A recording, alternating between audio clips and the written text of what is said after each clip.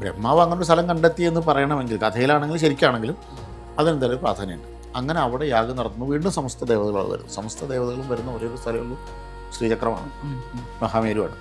എന്ന് വെച്ചാൽ ഭൂമിയിൽ ഒരു മഹാമേരു അവിടെ ഉണ്ടായി വരികയോ ഉണ്ടാക്കുകയോ ചെയ്തു.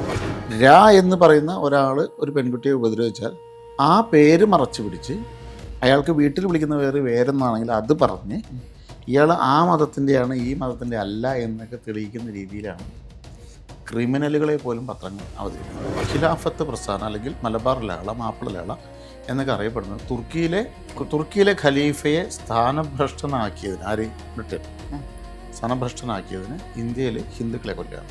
ഇതാണ് സ്വാതന്ത്ര്യ സമരം എന്ന് പറഞ്ഞിട്ട് നമ്മൾ സോഷ്യൽ സ്റ്റഡീസിൽ പഠിക്കുന്നത്. തുർക്കിയിലെ ഖലീഫയെ സ്ഥാനഭ്രഷ്ടനാക്കിയത് ഹിന്ദുക്കളല്ല, മലയാളികളുമല്ല, ഇന്ത്യക്കാരുമല്ല. പിന്നെ എന്തിനാണ് ഇവിടെയുള്ളവരെ കൊല്ലുന്നതെന്നാണ് എൻ്റെ ചോദ്യം. ചരിത്രം ആധികാരികമാണ്. നമുക്കെപ്പോഴുമുള്ള ഒരു സംശയമാണ്, ഈ പറയപ്പെട്ടതൊക്കെയും സത്യമാണോ, ഇതൊക്കെയാണോ നമ്മൾ ഉൾക്കൊള്ളേണ്ടത് എന്ന്. എന്നാൽ ചരിത്രവും ആത്മീയമായൊരു പരമാർത്ഥമാണ്. അന്വേഷിച്ചുകൊണ്ടിരിക്കുന്ന ആൾക്ക് മുന്നിൽ അത് വെളിപ്പെടുക തന്നെ ചെയ്യും. അത് കാലഘട്ടത്തിൻ്റെ ആവശ്യം എന്നതുപോലെ ഉറക്കെ വിളിച്ച് പറയുകയും ചെയ്യും. ഇവിടെ ഇപ്പോൾ ചരിത്രത്തെക്കുറിച്ച് പറഞ്ഞത്, കേരളം ഇന്ന് ഏറെ ആഘോഷിച്ച മാമാങ്കം.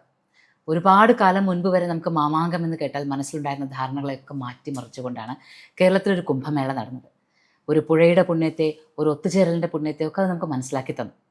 അതിന് പിന്നിൽ പ്രവർത്തിച്ച, അല്ലെങ്കിൽ ആ ഒരു കുംഭമേള ഇവിടെ നടക്കുമ്പോൾ അതിന് മുഴുവൻ ഊർജ്ജവും പകർന്നു കൊടുത്ത ശ്രീ ജയരാജ് മിത്രയാണ് നമ്മളോടൊപ്പം ഉള്ളത്. അദ്ദേഹത്തിൽ നമുക്ക് ആ മാമാങ്കത്തിൻ്റെ ചരിത്രത്തെക്കുറിച്ച് മനസ്സിലാക്കാം. നമസ്കാരം. മാമാങ്കം എന്ന് പറയുന്നത് നമുക്ക് ഒരു സാധാരണ കേരളീയന് മാമാങ്കം എന്ന് പറഞ്ഞ വാക്ക് സുപരിചിതം തന്നെയാണ്. പക്ഷേ ഇന്ന് നമ്മൾ ഇനിയിപ്പോൾ മനസ്സിലാക്കി, ഇപ്പോൾ ഒരു നമ്മുടെ കുംഭമേള കഴിഞ്ഞിട്ട് മനസ്സിലാക്കുന്ന അർത്ഥത്തിലല്ല മനസ്സിലാക്കിയിരുന്നത്. അപ്പോൾ അമ്പേന്തി, വില്ലേന്തി, വാളേന്തി ഒക്കെയുള്ളൊരു സംഗതിയായിട്ടാണ് മാമാങ്കത്തെ കണ്ടിരുന്നത്.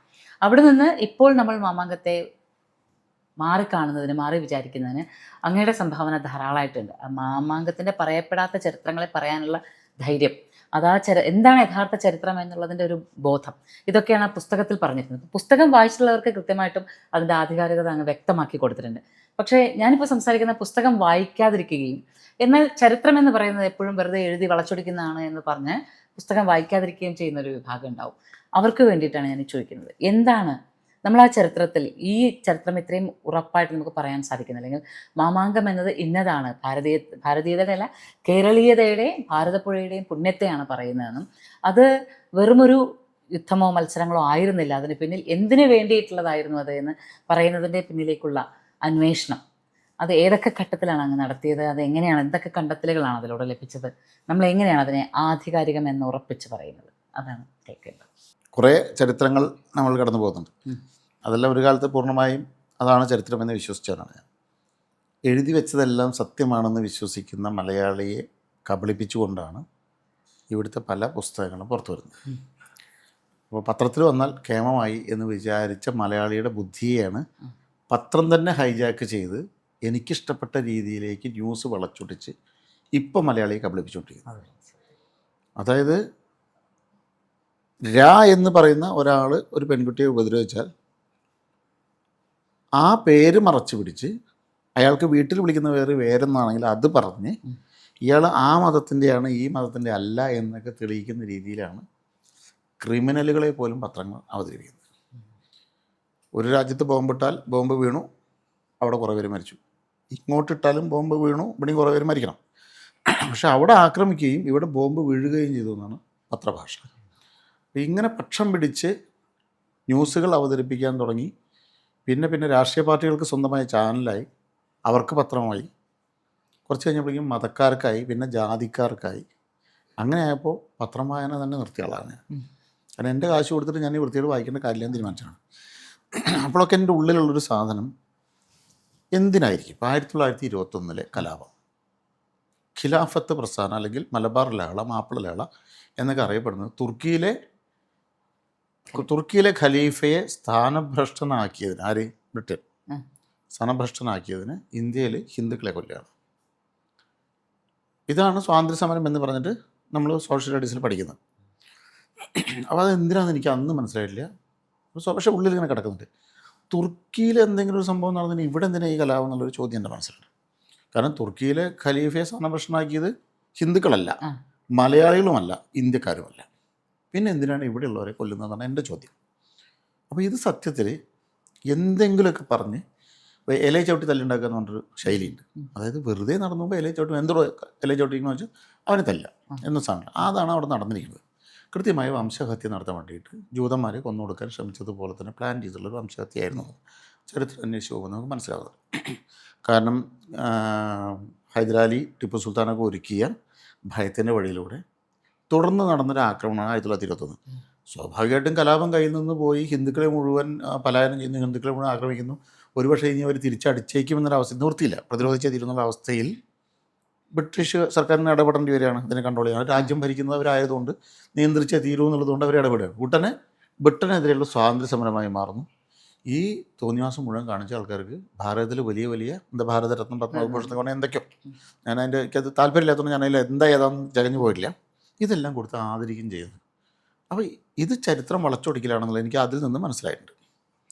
അപ്പോൾ ഇനി അടുത്തത് 1921 കലാപം എന്തുകൊണ്ട് മലബാറിൽ കൂടുതലുണ്ടായി, അല്ലെങ്കിൽ മലബാർ കലാപം എന്ന് പറയുമ്പോഴാണ് അവിടെയാണ് സംഭവിച്ചത്. ആ സ്ഥലത്തിന് എന്തെങ്കിലും പ്രത്യേകത ഉണ്ടോ എന്നുള്ള എൻ്റെ ഉള്ളിലൊരു ചോദ്യമാണ്. അതവിടെ കിടക്കുമ്പോഴാണ് മാമാങ്കം എന്ന് പറയുന്ന യുദ്ധത്തിനെ കുറിച്ചുള്ള കഥകൾ അത് നമ്മൾ അങ്ങനെ പഠിച്ചിരിക്കണം. അതിലൊരു 1ാം ക്ലാസ് 2ാം ക്ലാസ്സിലൊരു പാട്ടിനായിരുന്നു എന്താ, റാഗി പറക്കുന്ന ചെമ്പരുന്തെ നീയുണ്ടോ മാമാങ്ക വേല കണ്ടു, വേലയും കണ്ടു വിളക്കും കണ്ടു കടൽ തിര കണ്ടു കപ്പൽ കണ്ടു. ഈ സാധനം പാഠ്യപുസ്തകത്തിൽ നിന്ന് തന്നെ മാറ്റപ്പെട്ടു. റാഗി എന്ന് പറയുന്ന വാക്കിന് അർത്ഥമില്ല എന്ന് പറഞ്ഞിട്ട് PJ ജോസഫ് ആണെന്നാണ് എൻ്റെ ഓർമ്മ, അല്ലെങ്കിൽ TN ജേക്കബ് ആരോരാൾ. അപ്പോൾ എനിക്ക് മനസ്സിലായില്ല. റാഗി പറക്കുന്ന നമുക്ക് മനസ്സിലായിട്ടുണ്ടല്ലോ. റാഗി പറക്കുക എന്ന് പറഞ്ഞിട്ടുണ്ടെങ്കിൽ ഒരു പ്രത്യേക രീതിയിൽ പറക്കലാണെന്ന് മനസ്സിലായി. പരുന്തിൻ്റെ പറക്കൽ ശ്രദ്ധിച്ച ആൾക്കാർക്കൊക്കെ അത് റാഗി പറന്ന ആയതുകൊണ്ട് കുഴപ്പമൊന്നുമില്ല. എന്തിനാണ് ഈ കവിത എടുത്ത് മാറ്റിയതിൻ്റെ മനസ്സിൽ കൺഫ്യൂഷൻ ഉണ്ട്. അതും എൻ്റെ ഉള്ളിൽ ഇങ്ങനെ കിടക്കുന്നത്. പിന്നീട് വീണ്ടും അതിനെക്കുറിച്ച് അന്വേഷിക്കുമ്പോൾ സാമൂതിരി അധികാരം കിട്ടാൻ വേണ്ടിയിട്ട് വള്ളുവക്കോനാതിരിയെ സ്ഥാനഭ്രഷ്ടനാക്കിയെന്നും പറയുന്നുണ്ട്, കൊന്നെന്നും പറയുന്നുണ്ട്.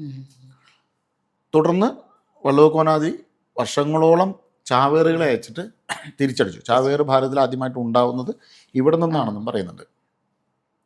അങ്ങനെ നിരന്തരം ആൾക്കാർ മരിച്ചുകൊണ്ടിരിക്കുകയാണ്. ആര് മരിക്കുന്നു? നിവർന്നു നിന്ന് യുദ്ധം ചെയ്യാൻ കഴിയുന്ന ആൾക്കാർ മരിക്കുന്നു.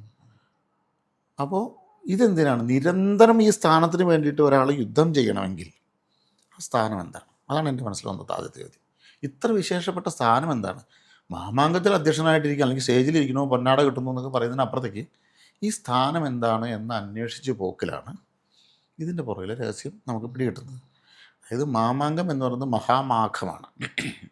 മാഘമാസം എന്ന് പറഞ്ഞാൽ ഫാൽഗുന മാസത്തിനും പൗഷമാസത്തിനും ഇടയിൽ വരുന്ന ശകവർഷത്തിൽ വരുന്നതാണ്. ഭാരതത്തിൻ്റെ ഔദ്യോഗിക കലണ്ടറിൽ ഈ വർഷങ്ങളാണ്. ഇത് പുണ്യമാസങ്ങളിലെ പുണ്യമാസമായിട്ട് കരുതുന്നതാണ്. മകത്തിലാണ് ഇതിൻ്റെ പ്രധാനപ്പെട്ട ദിവസം വരുന്നത്. പൗർണമി ദിവസമാണ് പ്രധാന ഉത്സവം. ഇതൊക്കെ അതിൻ്റെ പുറകിലുള്ള കഥകളിൽ കിടക്കുന്നുണ്ട്. അപ്പോഴും എന്താണ് ഈ അധ്യക്ഷ സ്ഥാനത്തിന് വേണ്ടി ഇത്രമാത്രം വലിയ യുദ്ധം എന്നുള്ള അന്വേഷിക്കുമ്പോൾ ഈ അധ്യക്ഷൻ ചെറിയ അധ്യക്ഷനല്ല. കാരണം പണ്ട് കേരളം കടലിൽ നിന്നും ഉണ്ടാക്കിയ പരശുരാമൻ എന്ന് പറയുന്നൊരു കഥയുണ്ട്. അത് കഥയാണെങ്കിലും അല്ലെങ്കിലും അതിനുശേഷം അദ്ദേഹം ഇതിനെ സൃഷ്ടിക്ക് ഉതകുന്ന രീതിയിൽ വളർത്താൻ വേണ്ടിയിട്ട് തിരുമൂർത്തി മലയിൽ, തമിഴ്നാട്ടിലെ പൊള്ളാച്ചിക്കടുത്ത് ഉടുമ്പൽപേട്ട ആ ഭാഗത്ത്, ആനമല ഭാഗത്ത് ഒരു യാഗം നടത്താൻ ശ്രമിച്ചു. യാഗത്തിലേക്ക് പങ്കെടുക്കാൻ വേണ്ടി സമസ്ത ദേവതകളും വന്നു. പക്ഷേ അവിടെ യാഗം മുടങ്ങി. യാഗം മുടങ്ങിയതിൽ ചെറിയൊരു തർക്കമുണ്ടായി, അങ്ങോട്ടും ഇങ്ങോട്ടൊക്കെ ശപിച്ചു. നദികളുണ്ടായി, 7 നദികളൊക്കെ അവിടെ വരുന്നുണ്ട്. അപ്പോൾ ഇതൊക്കെ അതിൻ്റെ പുറകിലെ തത്വം പറയാൻ വേണ്ട കഥകളാണ്. അപ്പോൾ യാഗത്തിനൊരു ഭൂമി ഒരുങ്ങി ആദ്യം, അതിനുശേഷം യാഗം നടന്നിട്ടില്ല. ഇനി അടുത്തത് യാഗം നടക്കാൻ പോവുകയാണ്. അപ്പോൾ അതിൻ്റെ സ്ഥലം അന്വേഷിച്ച് വീണ്ടും ബ്രഹ്മാവിനെ തന്നെ ഏൽപ്പിക്കുന്നു.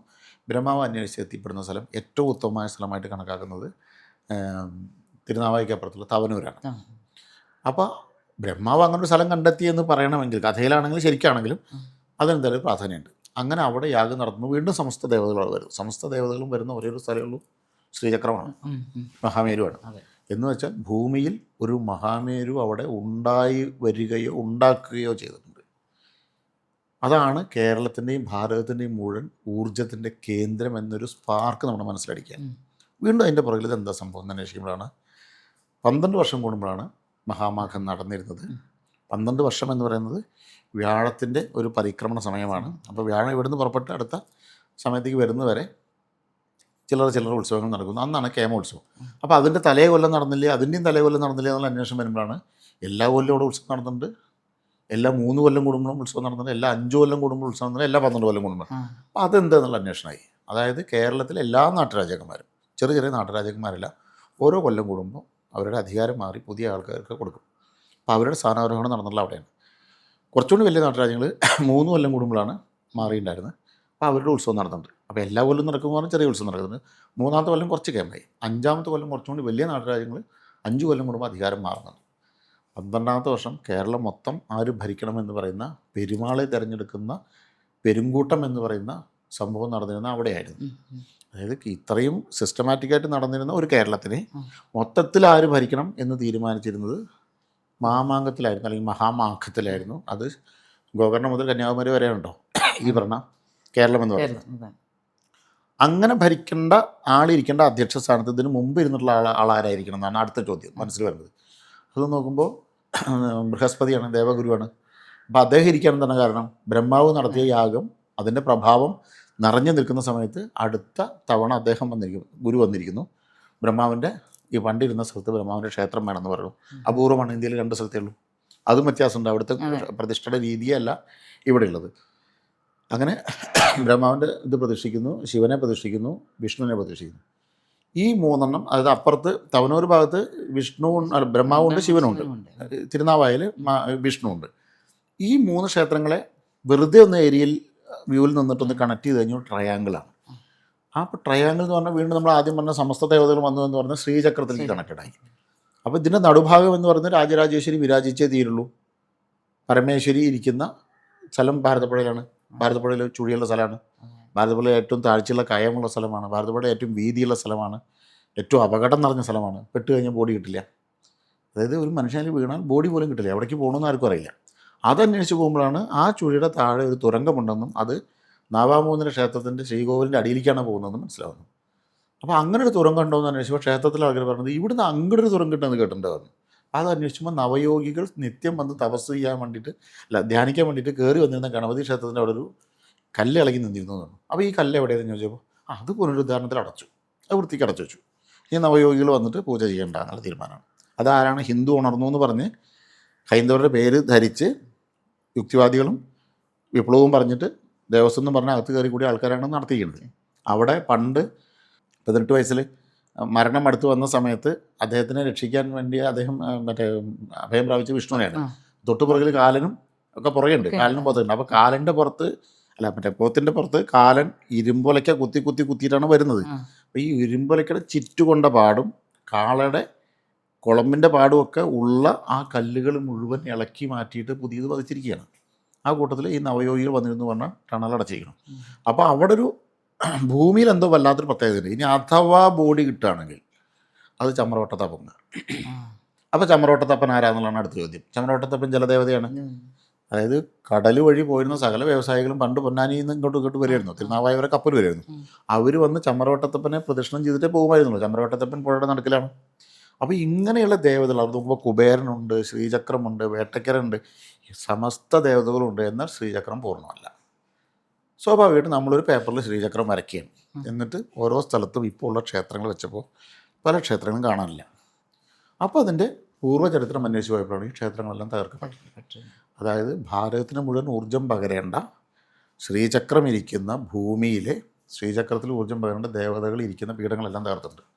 ഒന്നല്ല കുറേ എണ്ണം തകർത്തിട്ടുണ്ട്. അതിൽ ചിലതാണ് ഇപ്പോൾ പ്രഭാവത്തിലേക്ക് വന്നിരിക്കുന്നത്, തിരിച്ചു വന്നിരിക്കുന്നത്. സ്വാഭാവികമായിട്ടും മറ്റത് വന്നേ തീരുള്ളൂ. അതായത് നഷ്ടപ്പെട്ടൊരു പൂർവ്വ രീതിയിലേക്ക് തിരിച്ചു വരാൻ പ്രകൃതിക്കൊരു തീരുമാനമുണ്ട്. അപ്പോൾ അത് തിരിച്ചു വന്നേ തീരുള്ളൂ, അത് തിരിച്ചു വരിക്കുക. അതാണ് ഇപ്പോൾ അവിടെ നടന്നിരിക്കുന്നത്.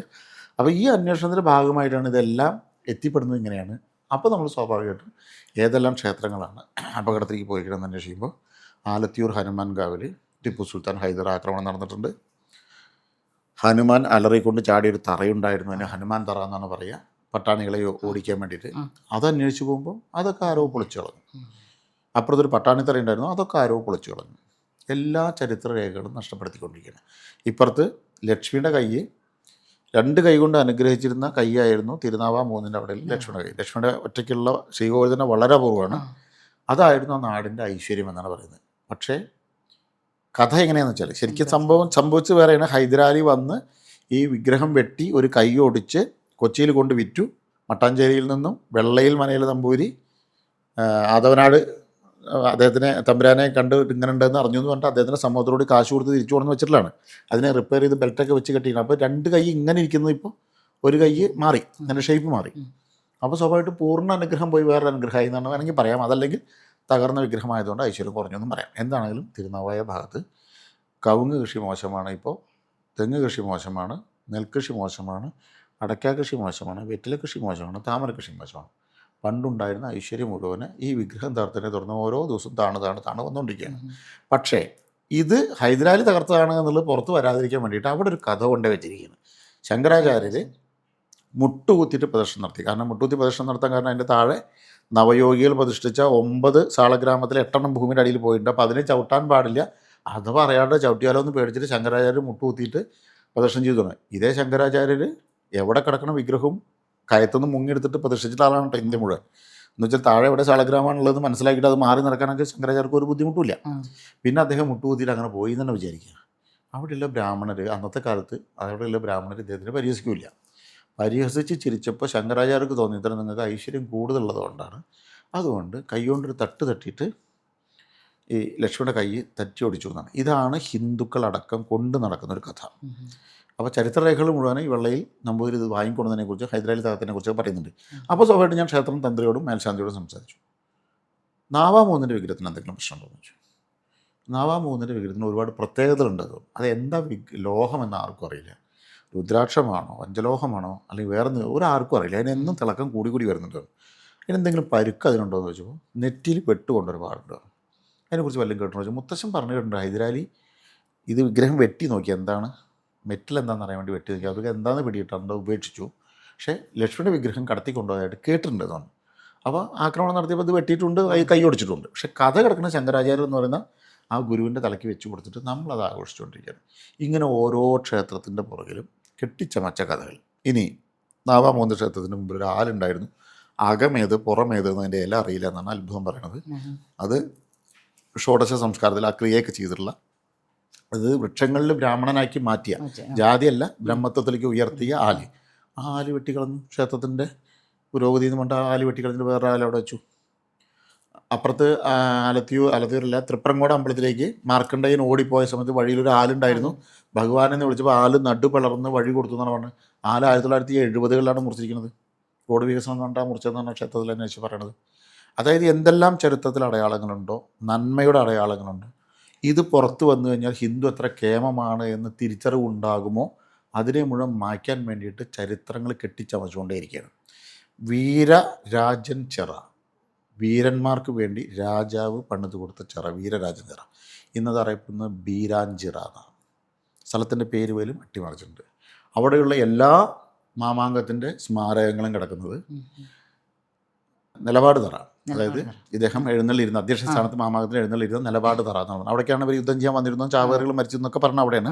അവിടെ അങ്ങനെ ഒരു യുദ്ധം ചെയ്യാനുള്ള ഒരു സൗകര്യങ്ങൾ ആ പ്രദേശത്ത് എവിടെ ഇല്ല എന്നുള്ള അറിയാം.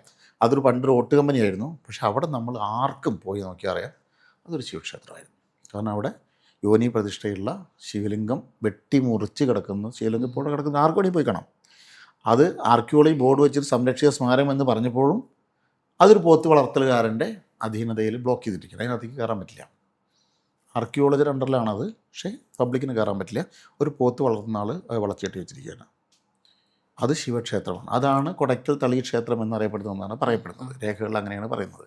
അപ്പോൾ അതിൻ്റെ ശരിക്കും 108 എന്നും 108 ശിവക്ഷേത്രങ്ങൾ, അത് പരശുരാമൻ പ്രതിഷ്ഠിച്ച് 108 ശിവക്ഷേത്രം. 108 എന്ന് പറഞ്ഞാൽ നമ്മുടെ ശരീരത്തിലെ മർമ്മമാണ്. അതായത് കേരളത്തിലെ 108 മർമ്മസ്ഥാനങ്ങളിലാണ് വെച്ചിരിക്കുന്നത്. നമ്മുടെ കേരളം ഭംഗിയായിട്ട് വർക്ക് ചെയ്യാൻ വേണ്ടിയിട്ട് അതിലാണ് തകർത്തിരിക്കുന്നത്. അപ്പം നിലപാട് തറ എന്ന് പറഞ്ഞ സാധനം തളി ക്ഷേത്രമാണ്. ഇനി അപ്പുറത്തൊരു മുനിയറ ഉണ്ടായിരുന്നു. മുനിയറ എന്ന് പറഞ്ഞാൽ തപസ്സികൾ തപസ്സിരുന്ന മുനിയറ. അതിൻ്റെ പേര് മരുന്നറ എന്നാക്കി മാറ്റിയിട്ടുണ്ട്. എന്ന് വെച്ചാൽ മാമാങ്കത്തിൽ പരിക്ക് പറ്റുന്നവരെ ചികിത്സിക്കാനുള്ള മരുന്ന് സൂക്ഷിച്ച ഇടവുമാകാം. ബോർഡിൽ അങ്ങനെയാണ്, ഇടവുമാകാം, മറ്റേ വെടിമരുന്ന് സൂക്ഷിച്ച സ്ഥലവുമാകാം. അന്ന് വെടിമരുന്നുണ്ടെങ്കിൽ ഈ ചാവേറുകൾ ഇങ്ങനെയൊക്കെ യുദ്ധം ചെയ്ത് വരേണ്ട വല്ല കാര്യമുണ്ടോ? മാറി ഇന്ന് വെടിവെച്ചൊരു സാമൂഹിക കൊന്ന പോലെ. അപ്പോൾ ആ ലോജിക്കൊന്നും ബോർഡ് വെച്ചൊന്നും മനസ്സിലായിട്ടില്ല. ഇനി മരുന്നറ ഇതാണെങ്കിൽ അവിടെ യുദ്ധം ചെയ്യണു, ഭാരതപ്പുഴ അവിടെ യുദ്ധം ചെയ്യണു. ഇതൊക്കെ കഴിഞ്ഞിട്ട് ഇവർക്കൊക്കെ ചികിത്സിക്കാനുള്ള മരുന്ന് ഇതൊന്നും ഒരു ബന്ധമില്ലാത്ത സ്ഥലത്ത് കൊണ്ട് വയ്ക്കേണ്ട കാര്യമില്ല. അത് സത്യത്തിൽ മുനിയറയാണ്. അപ്പോൾ മുനിയറ വന്നു കഴിഞ്ഞാൽ എന്തുണ്ടാവും? അവിടെ തപസ് ചെയ്തിരുന്നു എന്ന് വരും, പുറത്ത് വരും. അപ്പുറത്ത് താപസനൂർ എന്ന് പറയുന്ന സ്ഥലമാണ് തവനൂരായിരിക്കുന്നത്. അപ്പോൾ അവിടെ തപസ്സികളുണ്ടായിരുന്നു വരും, നവയോഗികൾ തപസ് ചെയ്തിരുന്നു വരും. ഇനി മറ്റേ പന്തിരുകുളത്തിൻ്റെ മൂത്താള് അഗ്നിഹോത്രി മേഴത്തൂർ അഗ്നിഹോത്രി 100 യാഗം ചെയ്യാനാണ് തീരുമാനിച്ചിരുന്നത്, 100 സോമയാഗം. 99 യാഗം നടത്തിയപ്പോഴാണ് ഇന്ദ്രൻ വന്നിട്ട് ദയവ് ചെയ്ത് എൻ്റെ പദവി നഷ്ടപ്പെടും ചെയ്യരുത് പറഞ്ഞാണ് നിർത്തുന്നത്. 99 യാഗം നടന്ന സ്ഥലം തവനൂരാണ്. ഈ ഭാരതപ്പുഴയ്ക്ക് കുറുകെ പെരുന്തച്ചൻ ഒരു പാലം പണിതിട്ടുണ്ട്. പെരുന്തച്ചൻ ഒരു പാലം ഉണ്ടായിരുന്നു. അതിലേക്ക് നാട്ടുകാർ കയറുമ്പോൾ പെരുന്തച്ചൻ്റെ ഒരു പാവ വെള്ളത്തിലിറങ്ങിയിട്ട് വെള്ളം എടുത്തിട്ട് ഇയാളുടെ മുഖത്തേക്ക് തുപ്പും. അങ്ങനെ നാട്ടുകാർക്ക് മടുത്ത സമയത്ത് പെരുന്തച്ചൻ്റെ മകൻ അപ്പുറത്തൊരു പാവയെ വെച്ചിട്ട് തുപ്പണതിന് മുമ്പേ അടിക്കണം. അപ്പം വാ തുറക്കുമ്പോഴേക്കും ചെകിടത്തടി വീഴും, വാശിയാലടി എനിക്കേറ്റതുപോലെ തോന്നി എന്നാണ് ജി ശങ്കരക്കുറുപ്പിൻ്റെ കവിതയിൽ പറയണത്. ഈ പാലം ഉണ്ടായിരുന്ന ഈ ഭാഗത്താണ്.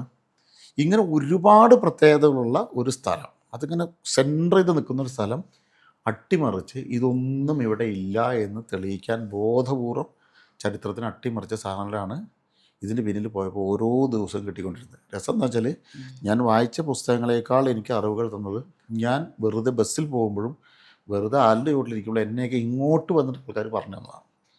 എന്താ ഇവിടെ ഇരിക്കുന്നത്, എവിടുന്നാന്ന് ചോദിക്കും. തൃശ്ശൂരിൽ നിന്നാണ്. എന്താ ഇവിടെ ഇരിക്കുന്നത്, ഞാൻ മാമാങ്കത്തിനെ കുറിച്ച് ചരിത്ര പുസ്തകം എഴുതണമെന്ന് ആഗ്രഹമുണ്ട് എന്ന് പറയുന്ന സമയത്ത് അതൊക്കെ പറയുകയാണെങ്കിൽ ഒരുപാടുണ്ട്. അവരും ഇങ്ങനെ പറഞ്ഞു തന്നുകൊണ്ടിരിക്കുകയാണ്. ചന്ദനക്കാവിൻ്റെ പ്രത്യേകത എന്താണ്, വൈരങ്കോട് ക്ഷേത്രത്തിൻ്റെ പ്രത്യേകത എന്താണ്, ഗരുഡൻകാവിൻ്റെ പ്രത്യേകത എന്താണ്, ഹനുമാൻകാവിൻ്റെ പ്രത്യേകത, ഇതിലെവിടെയൊക്കെയാണ് ഹൈദരാലി ടിപ്പു 1921 കലാപം എല്ലാ കളരികളും തകർത്തു കൊടുത്തത്. എവിടുന്നാണ് ഈ കളരികളുടെ ബലം എന്ന് പറഞ്ഞാൽ എന്താണ്, അവിടുന്നാണ് പടയാളികൾ വരുന്നത്. അവരുടെ കളരി ഭദ്രയാണ് അവരുടെ ബലം. അപ്പോൾ ആ മുല്ലത്തറ തകർത്തു, ഗുരുത്തറ തകർത്തു, കളരികൾ തകർത്തു. അങ്ങനെ വീരന്മാരായ ആരും ഇല്ലാതിരിക്കാവുന്ന രീതിയിൽ അത് ചെയ്തു. പിന്നെ ബലം കൊടുക്കുന്നത് ക്ഷേത്രങ്ങളാണ്, ക്ഷേത്രങ്ങൾ തകർത്തു. ഇനി കളരികൾ തകർത്തതിൻ്റെ കൂട്ടത്തിൽ നമുക്ക് ആരാണ് വെറുതെ ഒരാളത്ത് ചോദിക്കുക, മാമാങ്കത്തിൽ ശരിക്കും ആരാ ജയിച്ചത് എന്ന് വെച്ചാൽ എല്ലാവരും പറയും സാമൂതിരി വള്ളൂർക്കോനാതിരി നമ്മുടെ യുദ്ധത്തിൽ സാമൂതിരിയാണ് ജയിച്ചതെന്ന് പറയും. അവിടെ വള്ളൂർക്കോനാതിരിക്ക് ഇതിലൊന്നും ഒരു താല്പര്യം ഉണ്ടാവില്ല. കാരണം ശരിക്കും ഇത് ദേവേന്ദ്രൻ വന്നു, ആദ്യം ബ്രഹ്മാവ് വന്നു, ദേവേന്ദ്രൻ വന്നു, ബൃഹസ്പതി വന്നു. പിന്നെ ദേവന്മാർക്ക് തുല്യനായ ഒരു ഗുരു സ്ഥാനത്ത് ഇരുത്താൻ കഴിയുന്ന പെരുമാക്കന്മാർ വന്നപ്പോഴാണ് അധ്യക്ഷ സ്ഥാനം പെരുമാക്കളാവണത്. ചേരമാൻ പെരുമാൾ സ്വർഗാരോഹണം നടത്തിയപ്പോഴാണ് ആ സ്ഥാനം ഒഴിയണത്. അപ്പോൾ കൊച്ചി രാജാവ് ചേരമാൻ പെരുമാളായിട്ട് ബന്ധമുള്ള ആളായതുകൊണ്ട് ഇതെങ്ങനെ ഈ അധ്യക്ഷ സ്ഥാനം വഹിക്കണം എന്ന് ആലോചിച്ചപ്പോൾ അദ്ദേഹവും സാമൂഹിക തമ്മിൽ ചെറിയ പ്രശ്നമുണ്ട്. അവിടുന്ന് പതുക്കെ പതുക്കെ വലിഞ്ഞ് പൊന്നാനി വരെ എത്തിയുള്ള സമയമാണ്. അപ്പോൾ അദ്ദേഹം എന്ത് ചെയ്തെന്ന് വെച്ചാൽ വള്ളൂർ പോനാതിരി ഇത് ഏൽപ്പിച്ചു നടത്തിപ്പ്. കണ്ടീഷൻ ഉണ്ട്, ഞാനവിടെ വന്നേരി ചിത്രകൂടത്തിൽ എൻ്റെ കുടുംബക്ഷേത്രത്തിൽ വന്നേരി ചിത്രകൂടത്തിൽ രാജചിഹ്നങ്ങളുമായി വന്നാൽ എനിക്ക് അധ്യക്ഷ സ്ഥാനം ഒഴിഞ്ഞു തരണം. അത് ഒരു തവണ ഒഴിഞ്ഞു കൊടുത്തിട്ടുണ്ട് കരാറനുസരിച്ച്. അപ്പോൾ സാമൂതിരി എന്ത് ചെയ്തു, ഇത് കയ്യിൽ കിട്ടിയ സാധനം പോകാതിരിക്കാൻ വേണ്ടിയിട്ട് വന്നേരി ചിത്രകൂടം ആക്രമിച്ച് കീഴടക്കി. കൊച്ചിരാജാവ് അവിടെ വന്നാൽ അവിടേക്ക് വരണ്ടോ എന്ന് വെച്ചാൽ കരാർ അവിടെ നിൽക്കുകയാണ്. ഇപ്പോഴും കൊച്ചിരാജാവ് പോയി കഴിഞ്ഞാൽ അധ്യക്ഷ സ്ഥാനം കൊടുക്കണമെങ്കിൽ കരാർ അവിടെ കിടക്കുകയാണ്. അപ്പോൾ അങ്ങനെ ഉള്ള യുദ്ധത്തിൽ സാമൂതിരി ജയിച്ചു എന്നാണ് നമ്മൾ പറയുന്നത്. എല്ലാ 12 കൊല്ലം കൂടുമ്പോഴും ഈ യുദ്ധത്തിന് പോകുന്നു. ചാവേറുകൾ പരിശീലനമാണ്.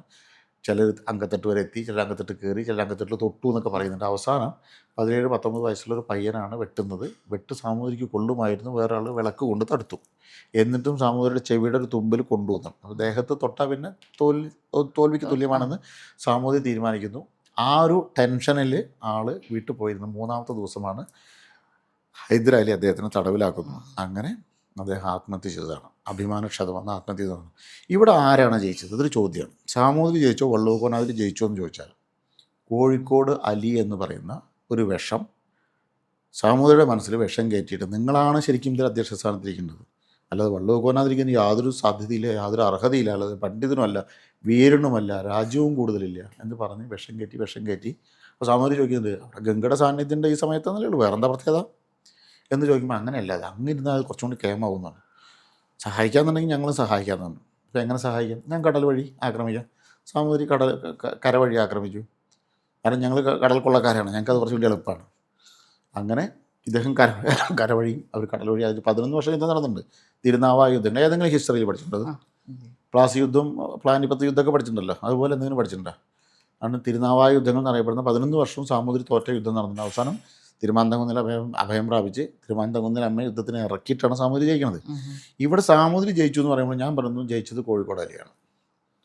കണ്ണൂർ രാജകുടുംബം വഴി ഹൈദരലിയും ടിപ്പുവും തുറന്ന വഴി വർഗീയത കടത്തിവിട്ട് കോഴിക്കോട് അലി വരി സാമൂതിരിയെ തെല്ലിച്ച് പരസ്പരം തമ്മിൽ തല്ലിച്ച് ജനിക്കാൻ സാധ്യതയുള്ള വീരന്മാരെ മുഴുവൻ മാമാങ്കത്തിലേക്ക് ആനയിച്ചു കൊണ്ടുവന്ന് കൊന്നുകളഞ്ഞ് ഇനി നിവർന്നു നിന്ന് ഒരുത്തനും പോരാടില്ല എന്ന ഒരു ഭൂമിയിൽ എല്ലാ വീരത്വവും അവസാനിപ്പിച്ചെന്ന് ഉറപ്പായതിനു ശേഷമാണ് 1921.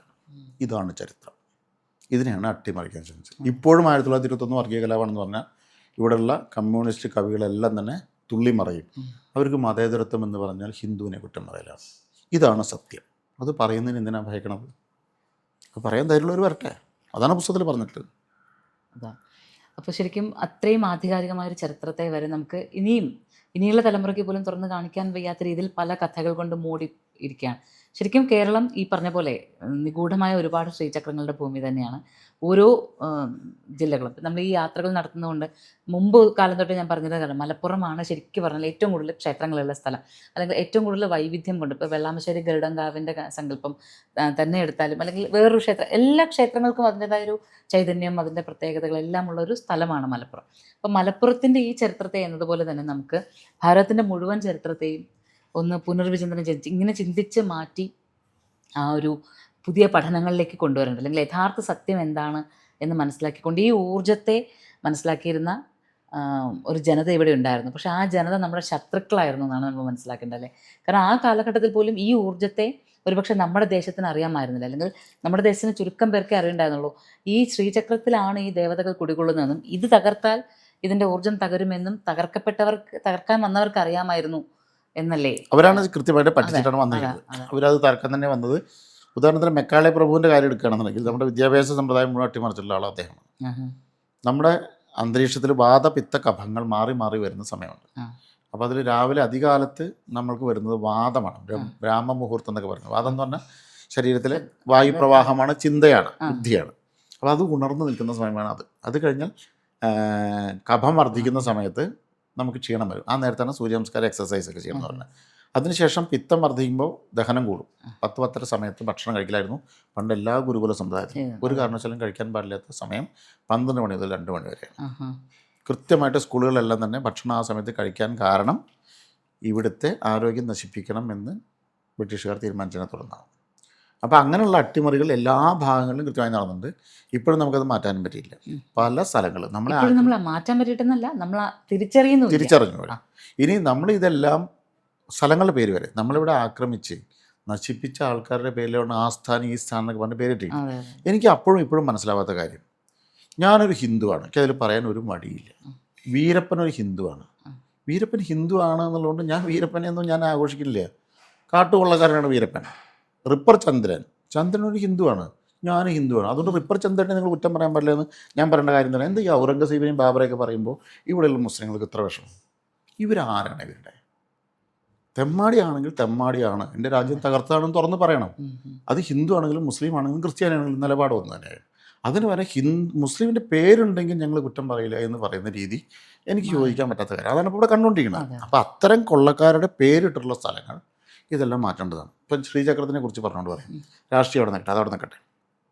അയോധ്യയിൽ ബാബർ തകർത്തതാണ് അതെന്നുള്ളത് കൃത്യമാണ്.